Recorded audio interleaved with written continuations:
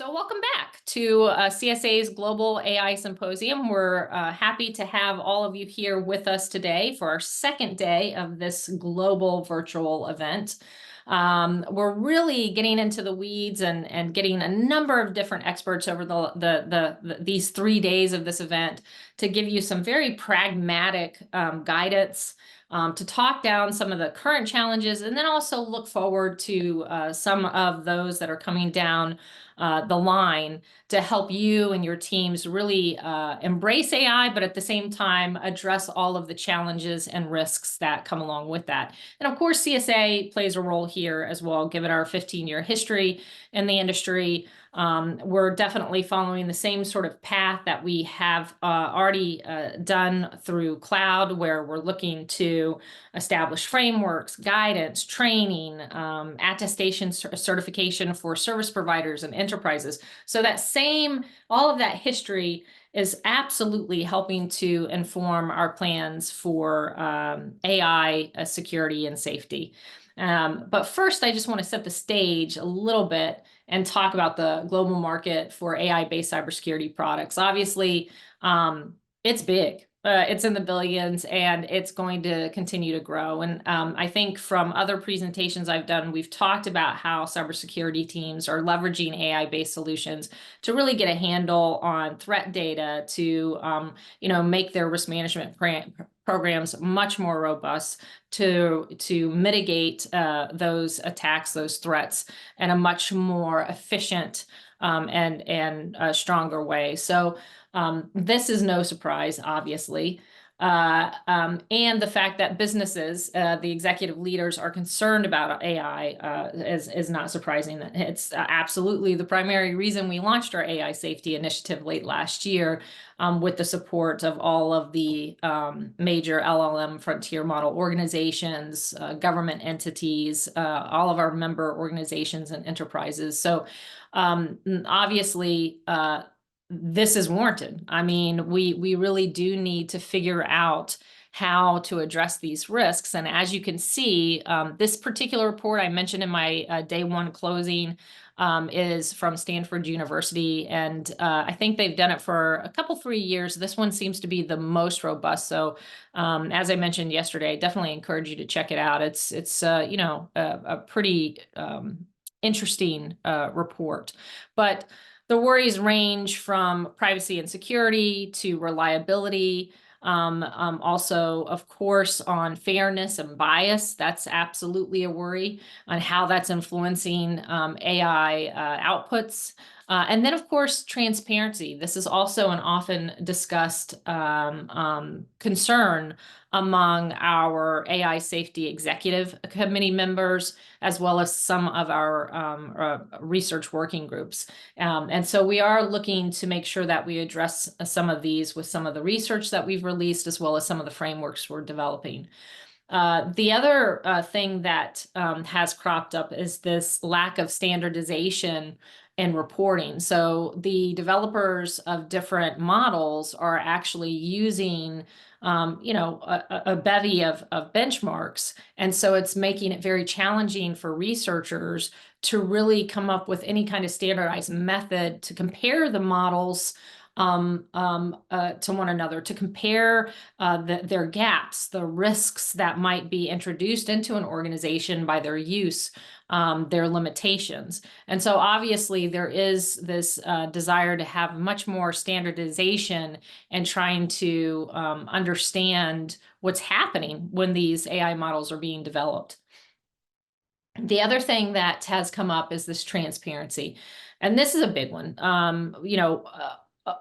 Enterprises, especially executive leaders, leveraging these solutions and sort of enabling their teams to use these solutions, want to understand what sort of training data they're using to continually advance them. What are their methodologies? How are they ensuring that there are, information, intellectual property won't be released? What about their safety, their robustness, the fairness, the bias that could be introduced? All of those things come into play here, and it's definitely something that our AI safety initiative is looking to address. We've talked about it quite frequently. We just had an in-person meeting in Seattle back in September to talk about our AI controls framework, which will be an extension of our cloud controls matrix that is foundational to our security, trust assurance, and risk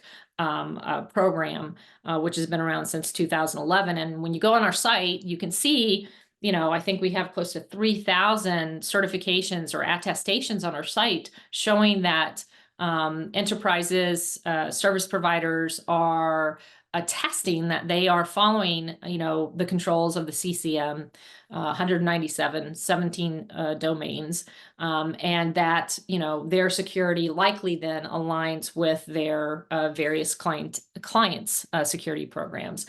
The extension that we'll be creating as part of the AI safety initiative, that extension to STAR, is going to be addressing things like this in those frameworks. And I'll talk a little bit more about that release shortly.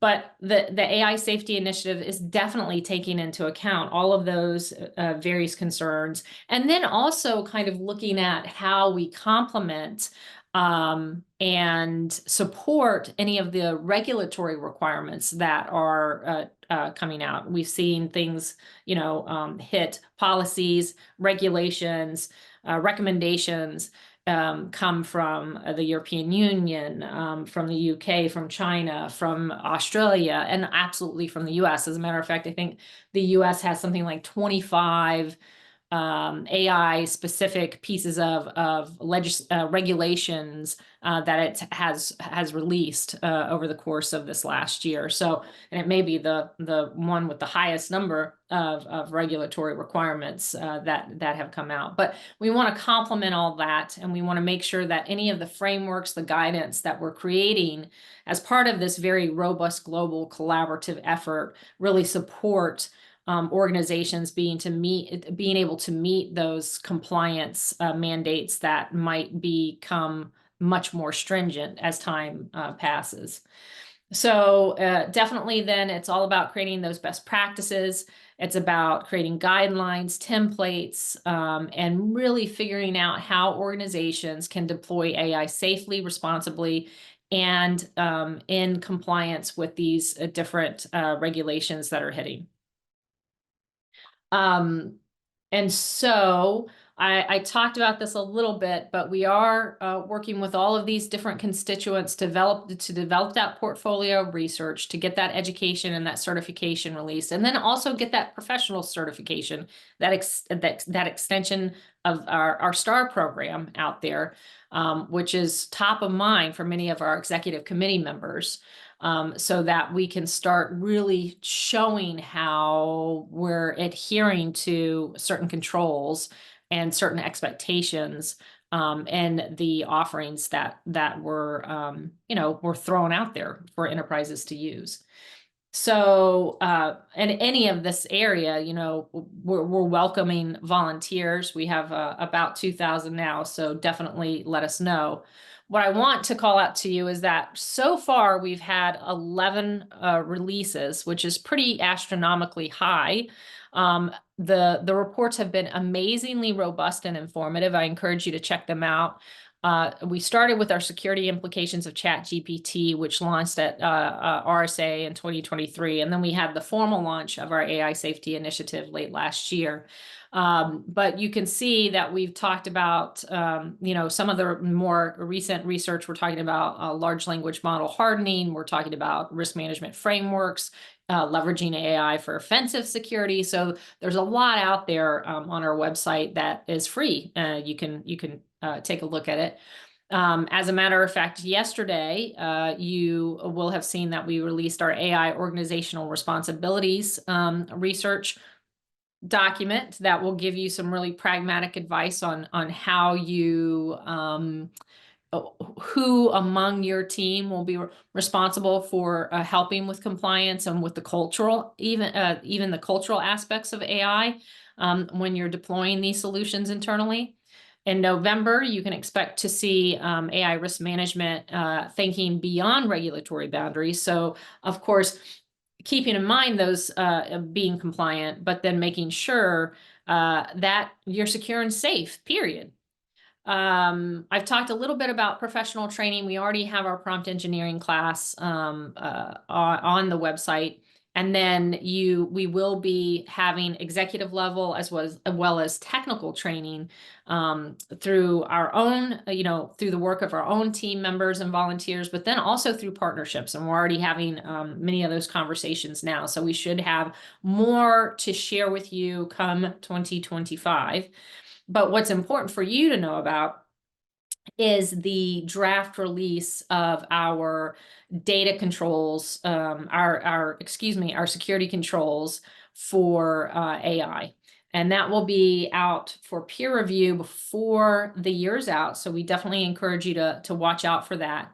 And we're also going to be talking about a pledge for organizations, both service providers and enterprises, to take where they're sort of taking an oath, a promise that they'll actually make sure and take strides to meet those different safety and security requirements once we actually move forward formally with the implementation of that controls framework for AI. So look out for that. That's going to be great. And then just engage with us. As I said yesterday, we're all on this journey together. And I think we all understand that it's going to take collaboration among all of the providers, government entities, the users, all of the nonprofit organizations and associations. It's going to take a collective effort to really make sure that while we're embracing all of the benefits of AI, we're addressing all of the risks and all of its challenges. And that's where you can engage with us and help ensure that we're taking into account everything. So please do reach out to me directly. And if you'd like to schedule some time to talk, I welcome it. And in the meantime, I certainly hope you enjoy our second day and the many experts and their presentations that are coming up next. So thank you so much for joining us, everyone. I look forward to talking with you.